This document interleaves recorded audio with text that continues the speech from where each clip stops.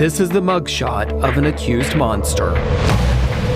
Booked into jail last September for an alleged violent crime against his ex-girlfriend. According to police records, she accused 21-year-old Christopher Precopia of Cedar Park of forcing his way into her home in Temple, punching her in the face, and shoving her to the ground. In the process, knocking over a flower vase and other items in her living room.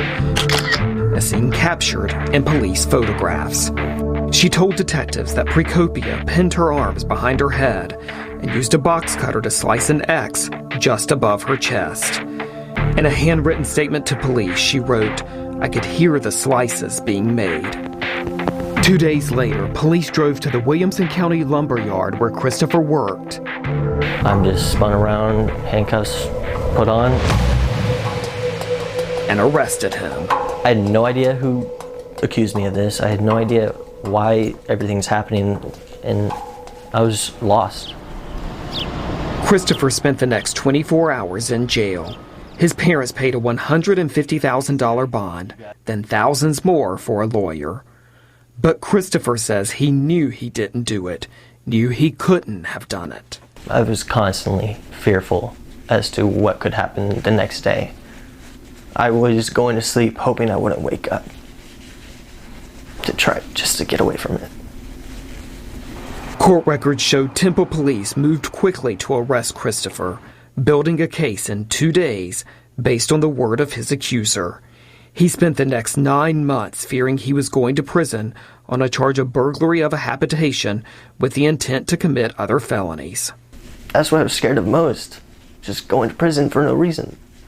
I knew I needed to go in there with everything organized. Christopher and his lawyer started getting police records as part of the ongoing criminal case.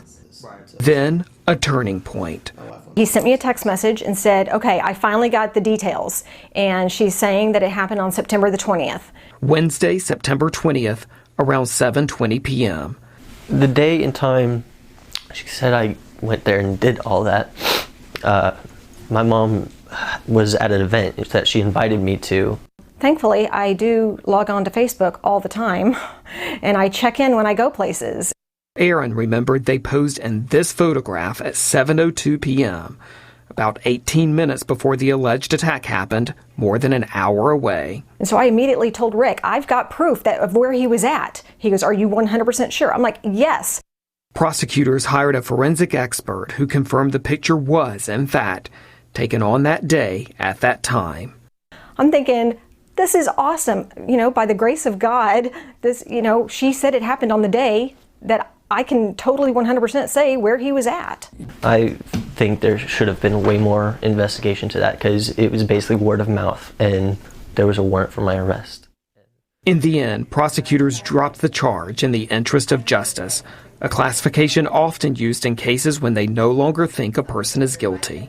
Christopher's attorney, Rick Flores, says this case was unusually easy to prove. Most of the time we deal with gray matters. It's not normally black and white, but this was one of those cases where I could definitively prove that he did not commit this offense. Today, Christopher says he wants his name cleared.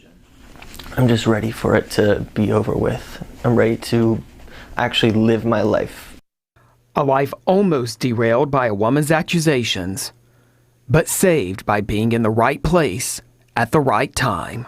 CJ and I have talked about that very often, about how lucky he is that she picked that particular day, and how scary it is that if she had chosen any other day, it would basically be his word versus hers, and he'd be looking at 99 years in a Texas prison. I just hope something like this doesn't happen to anybody else.